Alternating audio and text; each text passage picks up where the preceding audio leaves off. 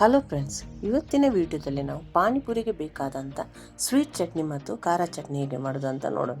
ಇಲ್ಲಿ ಒಂದು ಅರ್ಧ ಕಟ್ಟು ಕೊತ್ತಂಬರಿ ಸೊಪ್ಪು, ಮತ್ತೊಂದು 4 ಹಸಿಮೆಣಸಿನ್ಕಾಯಿ ಮತ್ತು ಒಂದು ಅರ್ಧ ಇಂಚಷ್ಟು ಶುಂಠಿ, ಮತ್ತೊಂದು ಸ್ವಲ್ಪ ಜೀರಿಗೆಯನ್ನು ಹಾಕ್ಕೊಂಡು ನಾನು ಅದನ್ನು ಮಿಕ್ಸಿ ಜಾರ್ನಲ್ಲಿ ಹಾಕಿ ಫೈನ್ ಪೇಸ್ಟ್ ಮಾಡ್ತಿದ್ದೇನೆ ಫ್ರೆಂಡ್ಸ್.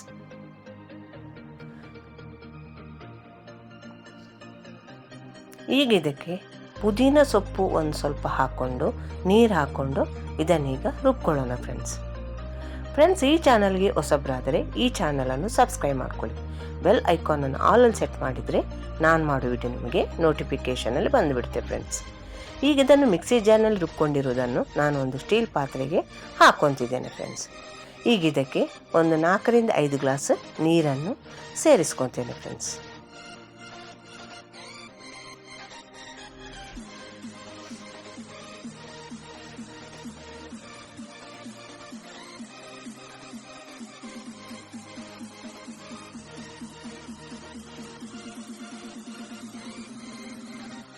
ಇಷ್ಟಾದರೆ ಸಾಕು ಫ್ರೆಂಡ್ಸ್. ಈಗ ಇದಕ್ಕೆ ನೋಡಿಕೊಂಡು ಸ್ವಲ್ಪ ಉಪ್ಪು, ಅರ್ಧ ಲಿಂಬೆ ಹಣ್ಣಿನ ಹೋಳು ಮತ್ತು ಪಾನಿಪುರಿ ಮಸಾಲವನ್ನು ಒಂದು 2 ಚಮಚದಷ್ಟು ಇಲ್ಲಿ ನಾನು ಸೇರಿಸ್ಕೊತೇನೆ ಫ್ರೆಂಡ್ಸ್.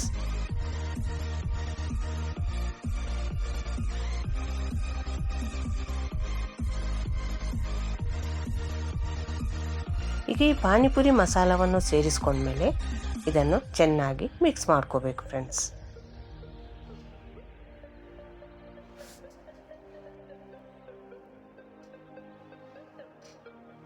ಈಗ ಊರಿಗೆ ಬೇಕಾದಂಥ ಖಾರ ಪಾನಿ ರೆಡಿಯಾಗಿದೆ ಫ್ರೆಂಡ್ಸ್.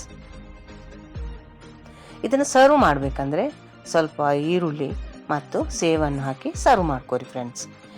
ಈಗ ಅದೇ ಜಾರಿಗೆ ಒಂದು ಲಿಂಬೆಹಣ್ಣಿನ ಗಾತ್ರದಷ್ಟು ಹುಣಸೆ ಹಣ್ಣನ್ನು ನಾನು ನೀರಲ್ಲಿ ನೆನೆಸಿಟ್ಟಿದ್ದೆ ಫ್ರೆಂಡ್ಸ್. ಅದನ್ನೀಗ ಮಿಕ್ಸಿ ಜಾರ್ನಲ್ಲಿ ಹಾಕ್ಕೊಂಡು ಫೈನ್ ಪೇಸ್ಟ್ ಆಗಿ ರುಬ್ಕೊತೇನೆ ಫ್ರೆಂಡ್ಸ್. ಇದೊಂದು ಹಳೆಯ ಹುಣಸೆ ಹಣ್ಣು ಆಗಿರೋದ್ರಿಂದ ಸ್ವಲ್ಪ ಕಪ್ಪಾಗಿ ಕಾಣಿಸಿರ್ಬೋದು ಫ್ರೆಂಡ್ಸ್.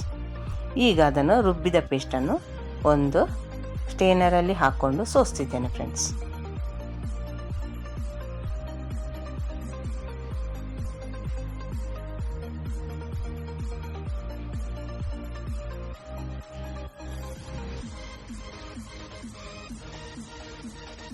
ಈಗ ಇಷ್ಟು ರೆಡಿಯಾಗಿದೆ ಫ್ರೆಂಡ್ಸ್.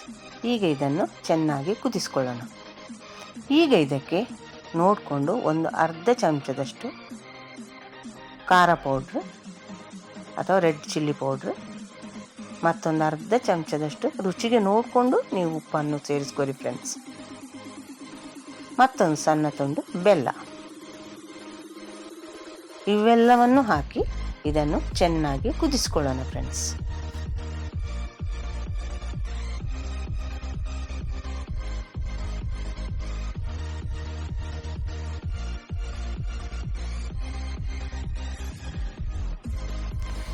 ಈ ರೀತಿ ನೀವು ಮಾಡಿದರೆ ಈ ರೆಸಿಪಿ ಹೇಗೆ ಅನಿಸ್ತು ಅಂತ ನನಗೆ ಕಮೆಂಟ್ಸ್ನಲ್ಲಿ ತಿಳಿಸಿ ಫ್ರೆಂಡ್ಸ್.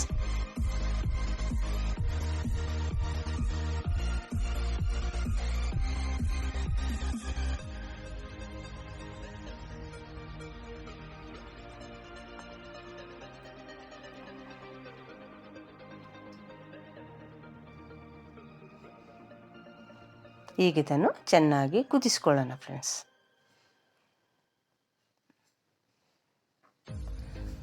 ಇದನ್ನು ಜಾಸ್ತಿ ಮಾಡ್ಕೊಂಡು ಬೇಕಂದ್ರೆ ನಾವು ಫ್ರಿಜರ್ನಲ್ಲಿ ವಾರಾನ್ಗಟ್ಲೆ ಇಟ್ಟು ಮಕ್ಕಳು ಕೇಳಿದಾಗ ಬೇಕಂದ್ರೂ ಸರ್ವ್ ಮಾಡ್ಬೋದು ಫ್ರೆಂಡ್ಸ್.